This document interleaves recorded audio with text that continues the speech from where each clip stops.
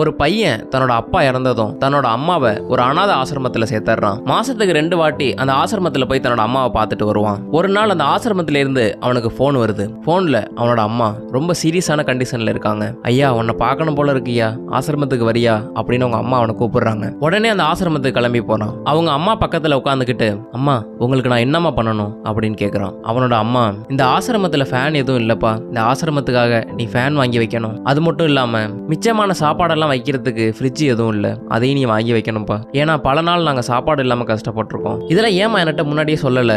முன்னாடியே சொல்லியிருந்தீங்கன்னா நான் ஏதாச்சும் பண்ணியிருப்பேன்ல. இல்லைப்பா, நான் இது எனக்காக கேட்கல. நான் இந்த வழியெல்லாம் தாங்கிப்பேன். நான் பசியில் இருந்துருவேன், ஃபேன் இல்லாமல் இருந்துருவேன். ஒரு நாள் நீ வயசானதுக்கு அப்புறம் உன்னோட பசங்க உன்னை இந்த ஆசிரமத்தில் சேர்ப்பாங்க. அப்போ நீ இந்த கஷ்டத்தெல்லாம் படக்கூடாதுன்னு தான் நான் உன்கிட்ட இதை கேட்குறேன். அவனால் எதுவுமே பேச முடியல. அவங்க அம்மாவே இறந்துடுறாங்க. என்னைக்குமே ஒருத்தவங்க இருக்கிறப்ப அவங்க அருமை தெரியாது. பையன் தன்னை எவ்வளோ கஷ்டப்படுத்தினாலும் அதே பையன் மேலே அக்கறையாக இருக்க ஒரே ஆள்